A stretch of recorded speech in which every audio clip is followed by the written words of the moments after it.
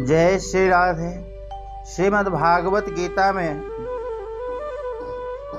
भगवान कहते हैं उद्धार संबंधी विशेष बात विचार करना चाहिए कि मैं शरीर नहीं हूँ, क्योंकि शरीर बदलता रहता है और मैं वही रहता हूँ।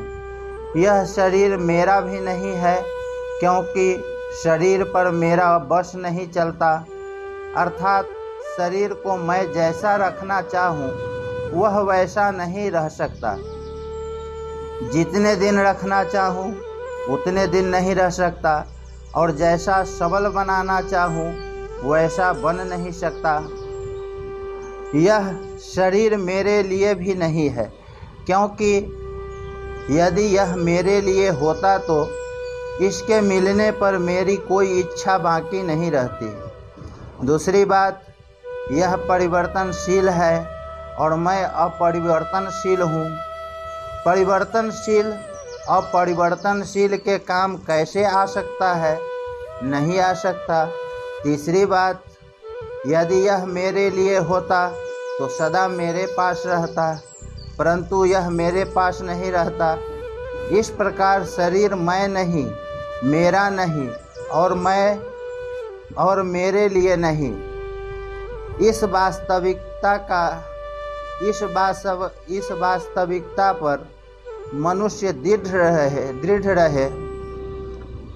रहे तो अपने आप से अपना उद्धार हो जाएगा। अब शंका होती है कि ईश्वर, संत, महात्मा, गुरु, शास्त्र, इनसे भी तो मनुष्यों का उद्धार होता है, फिर अपने आप से अपना उद्धार करें, ऐसा क्यों कहा? इसका समाधान है कि ईश्वर, संत, महात्मा आदि हमारा उद्धार तभी करेंगे जब उनमें हमारी श्रद्धा होगी। वह श्रद्धा हमें खुद ही करनी पड़ेगी। खुद श्रद्धा किए बिना क्या वे अपने में श्रद्धा करा लेंगे? नहीं करा सकते, कारण कि आज दिन तक भगवान के अनेक अवतार हो चुके हैं। कई तरह के संत, महात्मा, जीवन मुक्त, भगवत प्रेमी हो चुके हैं, परंतु अभी तक हमारा उद्धार नहीं हुआ है। इससे भी सिद्ध होता है कि हमने स्वयं उनमें श्रद्धा नहीं की, हम स्वयं उनके सन्मुख नहीं हुए, हमने स्वयं उनकी बात नहीं मानी, इसलिए हमारा उद्धार नहीं हुआ। परंतु जिन्होंने उन पर श्रद्धा की, जो उनके सन्मुख हो गए, जिन्होंने उनकी बात मानी, उनका उद्धार हो गया। अतः साधक को शास्त्र, भगवान, गुरु आदि में श्रद्धा विश्वास करके तथा उनकी आज्ञा के अनुसार चलकर अपना उद्धार कर लेना चाहिए। भगवान, संत, महात्मा आदि के रहते हुए हमारा उद्धार नहीं हुआ है तो इसमें उद्धार की सामग्री की कमी नहीं रही है, अथवा हम अपना उद्धार करने में असमर्थ नहीं हुए हैं। हम अपना उद्धार करने के लिए तैयार नहीं हुए, इसी से वे सब मिलकर भी हमारा उद्धार करने में समर्थ नहीं हुए। अगर हम अपना उद्धार करने के लिए तैयार हो जाएं, सन्मुख हो जाएं, तो मनुष्य जैसी सामग्री और कलयुग जैसा मौका प्राप्त करके हम कई बार अपना उद्धार कर सकते हैं। पर यह तब होगा जब हम स्वयं अपना उद्धार करना चाहेंगे। दूसरी बात, स्वयं ने ही अपना पतन किया है, अर्थात इसने ही संसार के संबंध को पकड़ा है, संसार ने इसको नहीं पकड़ा है। जैसे बाल्यावस्था को इसने छोड़ा नहीं, प्रत्युत वह स्वाभाविक ही छूट गई। फिर इसने जवानी के संबंध को पकड़ लिया कि मैं जवान हूँ, पर इसका जवानी के साथ भी संबंध नहीं रहेगा।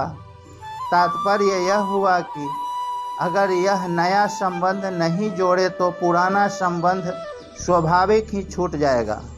जो कि स्वतः छूट ही रहा है। पुराना संबंध तो रहता नहीं और नया संबंध यह जोड़ देता है।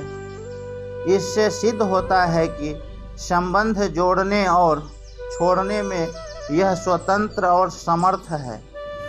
अगर यह नया संबंध न जोड़े तो अपना उद्धार आप ही कर सकता है। शरीर संसार के साथ जो संयोग संबंध है उसका प्रति क्षण स्वतः वियोग हो रहा है।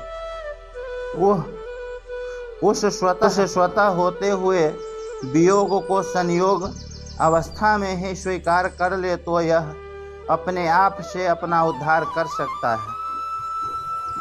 यह अपने आप को पतन की तरफ ले जाए, इसका तात्पर्य है कि परिवर्तनशील प्राकृतिक पदार्थों के साथ अपना संबंध न जोड़े, अर्थात उनको महत्व देकर उनका दास न बने, अपने को उनके अधीन न माने, अपने लिए उनकी आवश्यकता न समझे। जैसे किसी को धन मिला, पद मिला, अधिकार मिला तो उनके मिलने से यह अपने को बड़ा श्रेष्ठ और स्वतंत्र मानता है, पर वह विचार करके देखे कि यह स्वयं बड़ा हुआ कि धन पद अधिकार बड़े हुए, स्वयं चेतन और एक रूप रहते हुए भी इन प्राकृतिक चीज़ों के पराधीन हो जाता है और अपना पतन कर लेता है।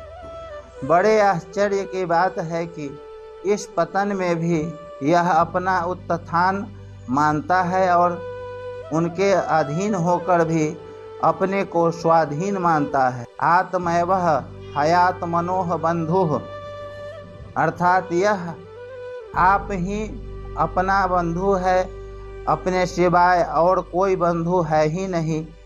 अतः स्वयं को किसी की जरूरत नहीं है। इसको अपने उद्धार के लिए किसी योग्यता की जरूरत नहीं है। शरीर इंद्रियां, मन, बुद्धि आदि की जरूरत नहीं है और किसी वस्तु, व्यक्ति, परिस्थिति आदि की भी जरूरत नहीं है। तात्पर्य है कि प्राकृतिक पदार्थ इसके साधक, सहायक अथवा बाधक नहीं है। यह स्वयं ही अपना उद्धार कर सकता है, इसलिए यह स्वयं ही अपना बंधु मित्र है।